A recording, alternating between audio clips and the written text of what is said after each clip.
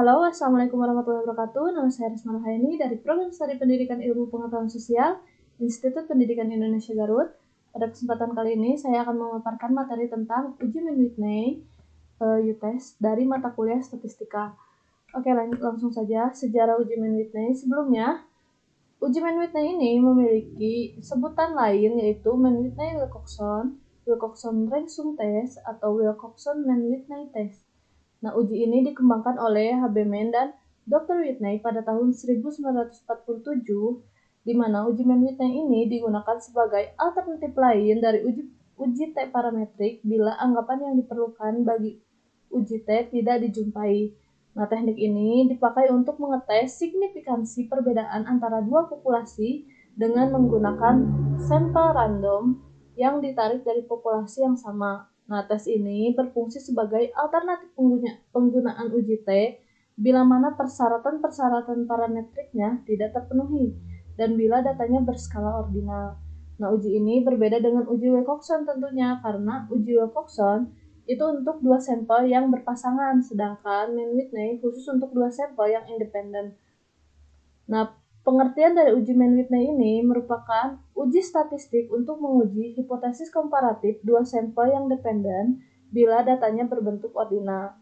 Nah, tujuan uji Mann-Whitney ini untuk mengetahui apakah ada perbedaan parameter dari dua kelompok sampel yang dependen. Nah, selanjutnya apa sih uji Mann-Whitney ini? Nah, Mann-Whitney disebut juga dengan Wilcoxon-Ransom Test, merupakan pilihan uji non-parametris apabila uji independen test tidak dapat dilakukan oleh karena asumsi normalitasnya tidak terpenuhi, tetapi meskipun bentuk non-parametris dari uji independen test. Uji Mann-Whitney test ini tidak menguji perbedaan mean atau rata dua kelompok seperti layaknya uji independen test, melainkan untuk menguji perbedaan median nilai tengah dua kelompok.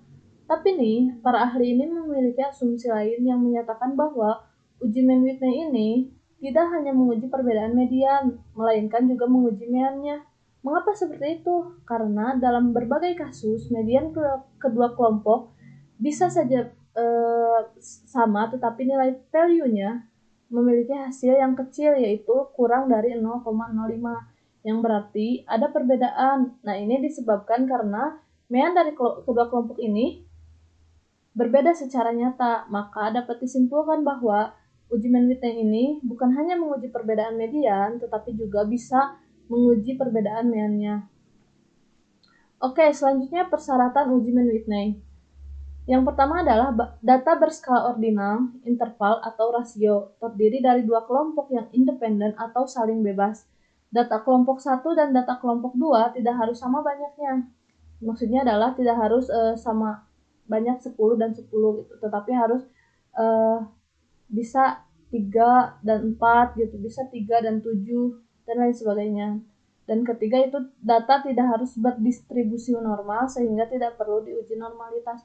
Inilah uji Mann-Whitney ini tidak perlu uji normalitas dikarenakan data yang berdistribusinya tidak harus normal gitu kan.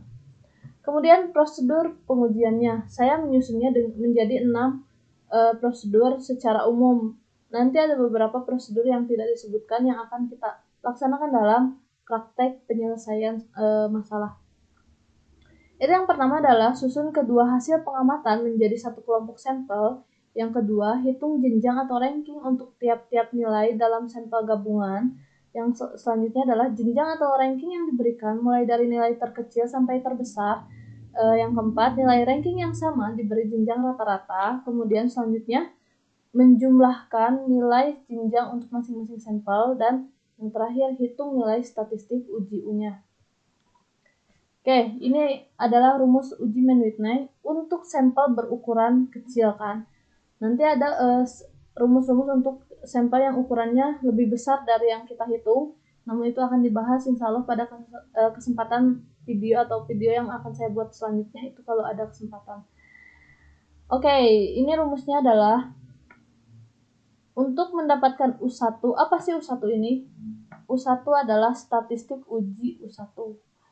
Nah, untuk menemukannya kita harus mengalihkan N1 atau jumlah banyaknya anggota sampel 1 dan jumlah banyaknya anggota sampel 2 dikalikan, kemudian ditambahkan jumlah banyaknya sampel 2 dan jumlah banyaknya sampel 2 yang ditambahkan 1, kemudian dibagi 2 dan dikurangi dari jumlah rata-rata yang dihitung dari jumlah rank sampel 2 itu untuk mencari U1-nya, dan untuk U2-nya itu sama, N1 dikali N1, dan N1 ininya jadi yang beda ininya, N1 dikali N1 kan, kalau ini N1 dikali N2 dikali N2, ini N1 dikali N1 tambah 1 per 2 dikurangi jumlah rank sampel 1.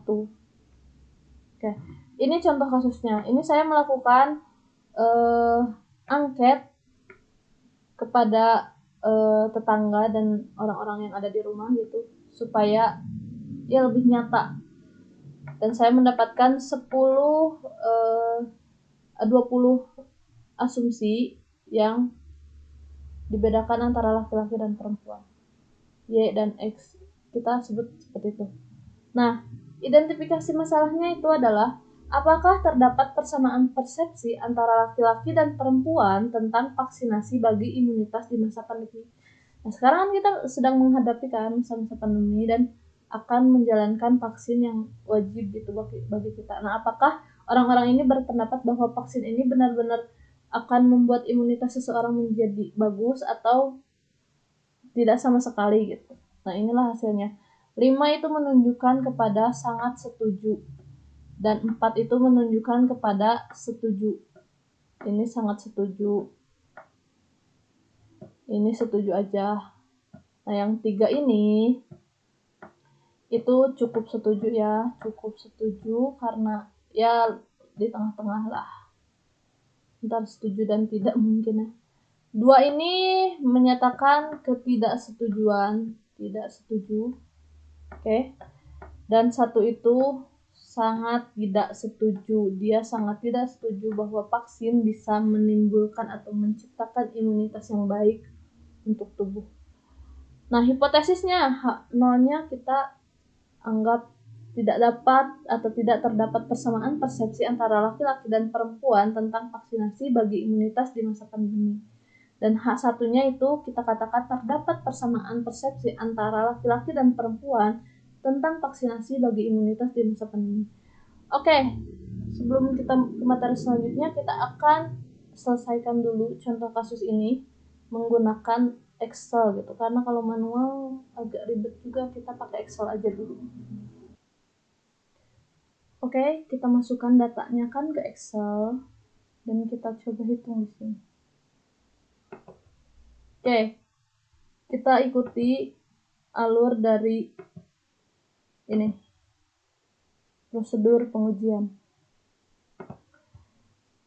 Pertama, susun kedua hasil pengamatan menjadi satu kelompok sampel. Kita buat di sini ya, di data. Oke, dari sini kita tarik dan kita copy dan paste di sini. Nah, ini kita kasih warna biar apa? Biar kita tahu kalau data ini adalah diambil dari kelas dari kelompok laki-laki. Kita buat biru aja dah ya. Ya. Selanjutnya data perempuannya kita copy juga dan kita gabungkan di sini. Nah, di sini. Inilah hasilnya, dan kita urutkan dulu nih data-data yang sama biar berdampingan dan kita dapat buat ranking dengan mudah. Caranya ini gini, dan kita urutkan dari yang terkecil ke yang terbesar. Oke, dah ini dia datanya. Kita buat ranking manual dulu, 1, 2, 3 dan seterusnya sampai seluruh data kita ranking manual. 20 data dan kita buat ranking rata-ratanya. Gini, Ini kan datanya ada 4 yang sama nih dari data pertama, 1, 1, dan 1, 1.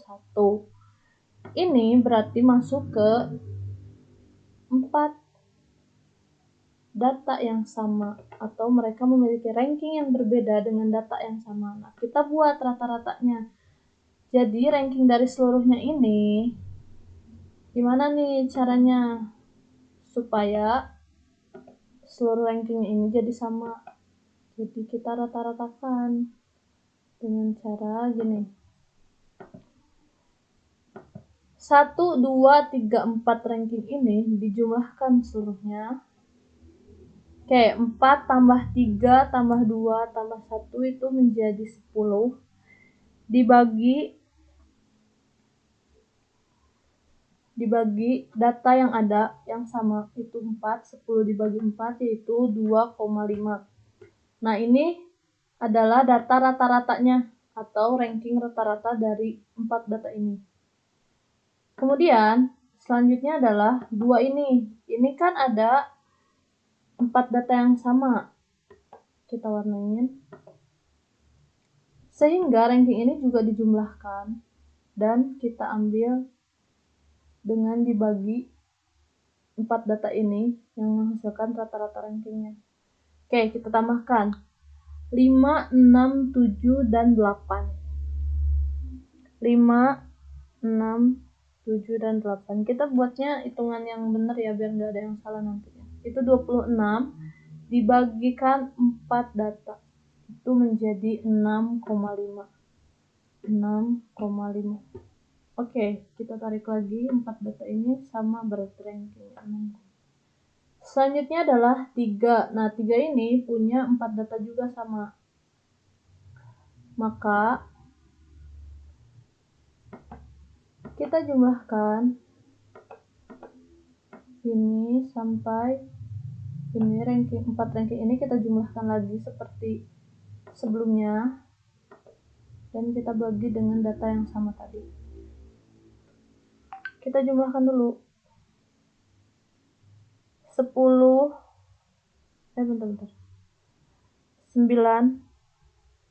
10, 11, dan 12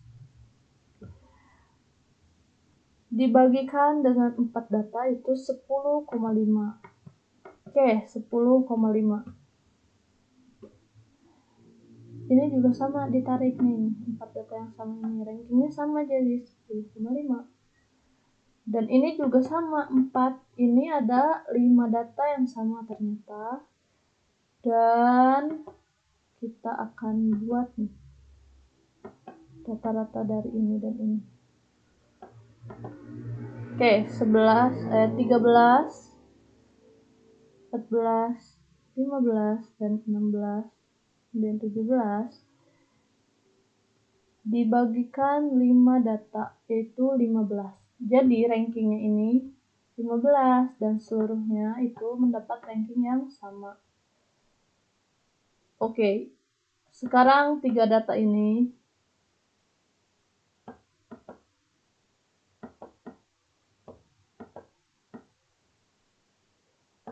kita jumlahkan.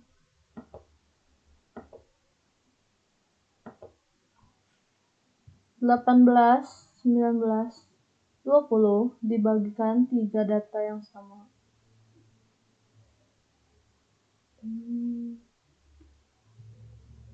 Jadi 19. Jadi ranking ini adalah 19 dan berlaku untuk 3 data yang sama ini. Oke, setelah ini kita susun ya data ini, ranking rata-rata ini di sini kan disesuaikan dengan nilai yang ada. Oke, 3 ini tadi apa? Berapa? 3 ini 10,5. 10,5. Kita cari 5 ini 19. 2 itu 6,5. 5 itu 19. 4 itu 15.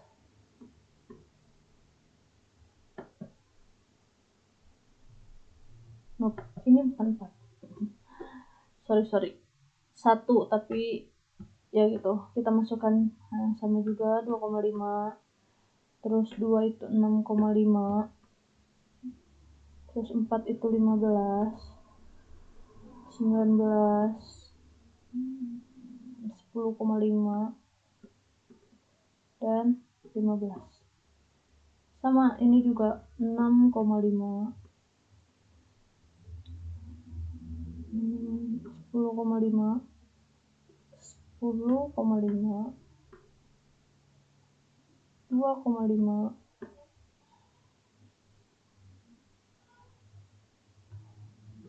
15, 15, 6,5, 10,5, 2,5, 15. Oke, udah benar kan? Oke, kita akan mencoba dengan cara perankingan secara langsung dengan menggunakan rumus Excel biar lebih mudah atau memastikan apakah ini benar atau salah gitu dari ranking manual yang telah saya buat. Rumusnya itu adalah rank up page, up page, up easy maksudnya. Kemudian masukkan kolom pertama, beri titik koma, terus kita select data yang ingin kita rata-ratakan. Terus kita kunci, tarik kuncinya, dan kita kasih titik koma, pilih naik. Oke, datanya udah sama kan? Selanjutnya adalah udah kan, nilai ranking yang sama diberi jenjang rata-rata ini udah dijenjangkan. Jumlahkan nilai jenjang untuk masing-masing sampel. Nah, ini kita jumlahkan keseluruhannya dengan menggunakan rumus sum.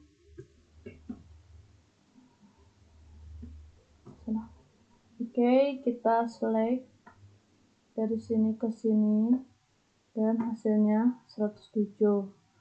Kemudian ini ditarik juga untuk mendapatkan hasil yaitu 103. Oke, selanjutnya kita hitung nilai statistik uji U. Kembali kita harus menggunakan rumus tadi karena ini sampel dan datanya berukuran kecil, kita menggunakan yang ini. Memang harusnya ini. Dan kita samakan buat di sini. Oke, untuk U1 itu rumusnya N1 dikali N2 itu berapa? N1-nya tadi 10 dikali 10 itu 100. Kemudian ditambah 100 ditambah N2 dikali N2 ditambah 1. Ini N2-nya 10 ditambah 1 itu 11 dikali 10, 110. Oke, 110 dibagi 2 ya, dikurangi R2. Berapa R2-nya? 103. Oke, kita jumlahkan. Dan untuk U2-nya juga sama, berarti N kali N itu 100 ditambah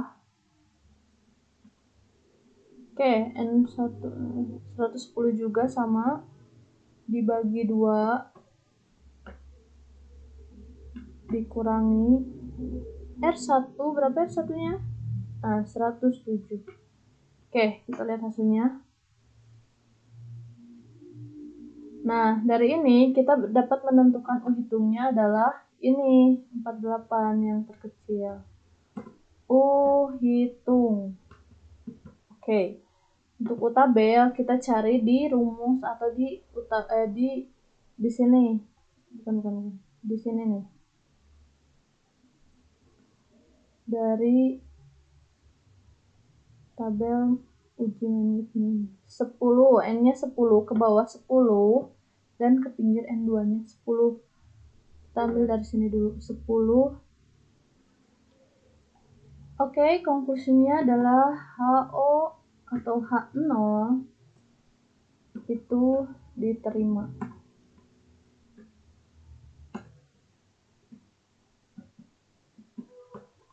Oke. Jadi karena ini sudah selesai untuk di Excel, kita akan melakukan langkah berikutnya untuk menentukan bahwa ini tuh sudah benar atau tidak menggunakan aplikasi SPSS. Menggunakan aplikasi SPSS. Oke, kita move on dulu dari sana. Kita baca dulu apa nih yang harus dilakukan atau langkah-langkah menggunakan uji Whitney dengan SPSS. Rumuskan hipotesis. Buat 2 kolom misal berjudul data dan kelompok. Ini kita buat di sini berarti data dan kelompok. Ini apa nih? Nah, desimalnya kita nolkan supaya tidak ada tambahan di belakangnya. Dan untuk label kita pilih di sini. 1 itu untuk laki-laki. Kita buat ini dulu, remove dulu biar paham. Nah, 1 itu untuk data laki-laki, dan 2 untuk data perempuan. Kita add. Oke. Selanjutnya ini yang perlu diatur adalah center ini. Ini harus diatur center supaya nilainya ada di tengah, tidak ada di pinggir-pinggir. Oke, kita dapat. Selanjutnya kita copy paste dulu nih data laki-lakinya.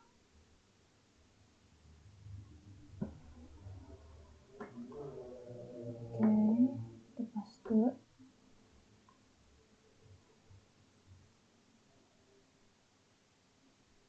Ini untuk 1. Tadi kan sudah ditentukan kalau ini kelompok 1 laki-laki. Oke, kita copy juga data perempuannya.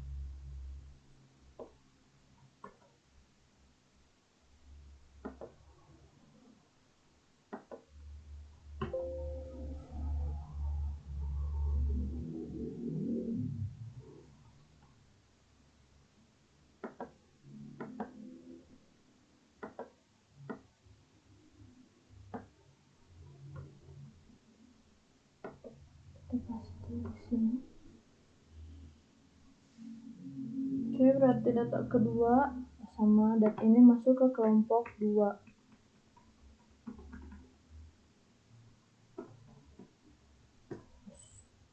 Oke, sudah.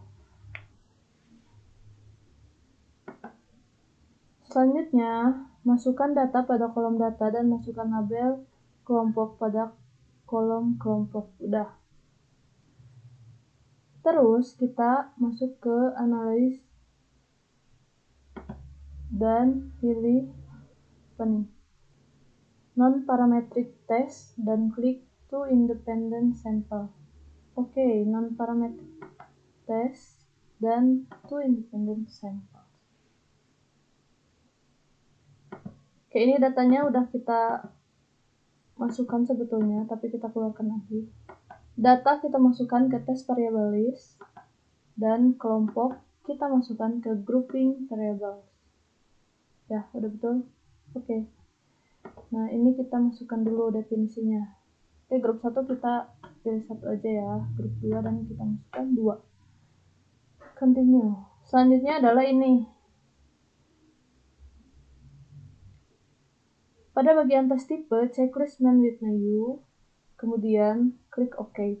Ya, karena kita mau tes atau uji Man-Whitney-nya kan, di tesnya. Oke. Kita tunggu hasilnya.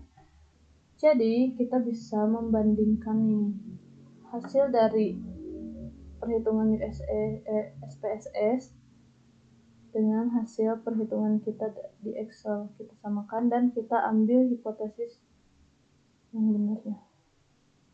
Ini terakhir, gunakan kriteria H0 jika nilai sig kurang lebih dari alpha yang telah ditentukan untuk menguji hipotesis. Oke, kita bandingkan dengan Excel kita tadi. Oke, ini dia.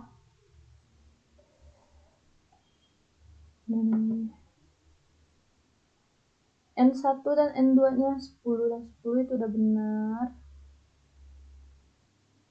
Rankingnya kita ambil yang ini, 107 dan 103 kan, 107 laki-laki dan 103 untuk perempuan. Oke, ini udah benar. Dan selanjutnya ini menurutnya yang ditentukan tadi hitungnya adalah 48, betul. Dan Wilcoxon weight-nya itu 103. Nah, ini nilai terkecil dari rankingnya, jumlah rank. Jadi data perempuannya masuk ke Wilcoxon weight. Nah, tadi gunakan kriteria H0 jika nilai sig lebih dari alpha yang telah ditentukan untuk menguji hipotesis. Maka kita sudah bisa ambil kesimpulan bahwa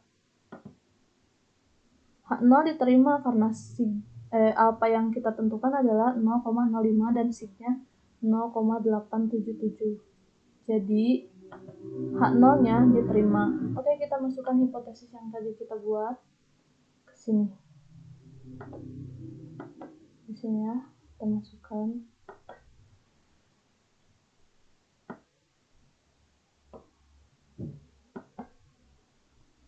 Ini hipotesis. Nah, ini.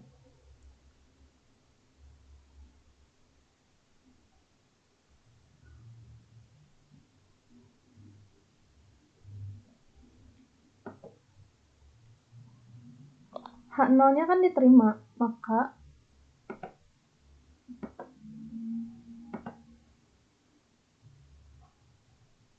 tidak terdapat persamaan persepsi antara laki-laki dan perempuan tentang vaksinasi bagi imunitas di masa pandemi. Ya, inilah jawabannya. So, perhitungan kita tentang uji Mann-Whitney ini udah selesai karena sudah ditentukan bahwa H-nya diterima. Oke, kita paste sini. Oke, udah selesai. Oke teman-teman, sekian materi yang dapat saya sampaikan dan contoh kasus yang dapat kita selesaikan bersama. Semoga apa yang telah kita lakukan bersama-sama ini mendapatkan manfaat dan menambah ilmu pengetahuan bagi kita, terutama bagi saya sendiri. Dan terima kasih untuk kalian yang telah menyimak apa yang telah saya sampaikan. Wabillahi taufiq wal hidayah. Wassalamualaikum warahmatullahi wabarakatuh.